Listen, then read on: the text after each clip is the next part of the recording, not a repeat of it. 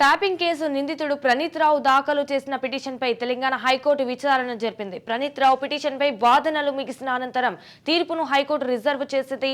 అయితే హైకోర్టు ఆదేశాల మేరకు విచారణ సందర్భంగా west zone DCP Vijay Kumar, Panjagutta inspector Shobhan హాజరయ్యారు.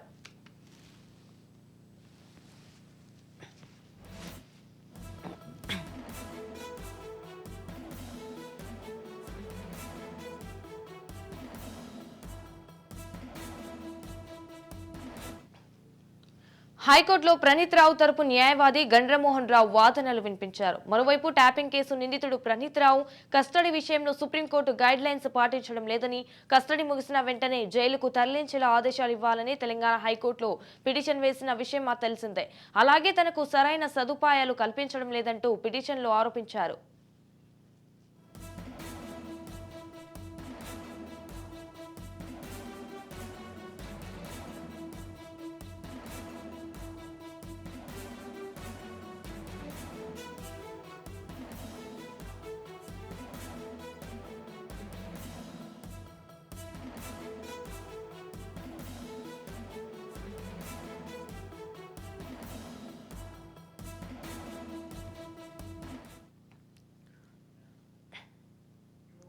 ఇక హైకోర్టులో ప్రణీత్ రావు తరపు న్యాయవాది గండ్రమోహన్ రావు వాదనలు వినిపించారు. మరోవైపు ట్యాపింగ్ కేసు నిందితుడు ప్రణీత్ రావు కస్టడీ విషయంలో సుప్రీంకోర్టు గైడ్ లైన్స్ పాటించడం లేదని, కస్టడీ ముగిసిన వెంటనే జైలుకు తరలించేలా ఆదేశాలు ఇవ్వాలని తెలంగాణ హైకోర్టులో పిటిషన్ వేసిన విషయం తెలిసిందే. అలాగే తనకు సరైన సదుపాయాలు కల్పించడం లేదంటూ పిటిషన్లో ఆరోపించారు.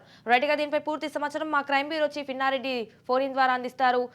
ఇన్నారెడ్డి, చెప్పండి. సంజన, ఎస్ఐబి మాజీ డిఎస్పీ ప్రణీత్ రావు పిటిషన్ సంబంధించి ఈ రోజు మరి కాసేపట్లో జడ్జిమెంట్ వచ్చే అవకాశం కనిపిస్తా ఉంది. దీనికి సంబంధించి ఒకవైపున ప్రణీత్ రావు అడ్వకేట్ గండ్రా మోహన్ రావు మాట్లాడుతూ అసలు ఆధారాలు లేవు, అక్రమంగా అరెస్ట్ చేశారని, అలాగనే నాంపల్లి కోర్టు కూడా అంటే 7 రోజుల పాటు కస్టడీ ఇవ్వటాన్ని కూడా ఆయన తప్పట్టడం జరుగుతుంది. మొత్తంగా ఇక్కడ నిబంధనలకు విరుద్ధంగా ఏదైనా పోలీస్ కస్టడీ ఇచ్చినప్పుడు జనరల్ గా 10 గంటల నుంచి 5 గంటల వరకు ఇవ్వాలి, కానీ ఉదయం 8 గంటల నుంచి సాయంత్రం 8 గంటల వరకు విచారిస్తున్నారు. అలా ప్రతిరోజు మెడికల్ చెకప్ చేయించాలి. తర్వాత కస్టడీలో దర్యాప్తు వెలుగు చూస్తున్న అంశాలన్నీ కూడా మీడియాలో వస్తున్నాయి. ఇప్పటికీ 4 రోజులు కస్టడీ అయిపోయింది కాబట్టి ఇక కస్టడీ అవసరం లేదని చెప్పిస్తున్నా కూడా ఆయన, అలాగే పోలీస్ స్టేషన్ లో కనీసం వసతి సౌకర్యాలు సరిగ్గా లేవని చెప్పిస్తున్న నేపథ్యంలో ప్రణీత్ రావు తరపు నుంచి ఆయన వాదనలు వినిపించడం జరిగింది. అది మరోవైపున ప్రభుత్వం తరపు న్యాయవాది చాలా స్పష్టంగా చెప్పాడు. అయితే పోలీస్ స్టేషన్ లో అన్ని సౌకర్యాలు ఉన్నాయి, మీడియాకు ఎలాంటి లీకులు అయితే ఇవ్వడం లేదు. ప్రణీత్ రావు అరెస్ట్ మార్చి 13 మాత్రమే డీసీపీ ప్రెస్ నోట్ ఇచ్చారు. తర్వాత ఎలాంటి ఇన్ఫర్మేషన్ కూడా పాస్ ఆన్ చేయలేదని చెప్పి కూడా చాలా స్పష్టంగా తిరగడం జరిగింది. దీంట్లో ఇక్కడ ఒక విషయం చాలా స్పష్టంగా గమనించాలి.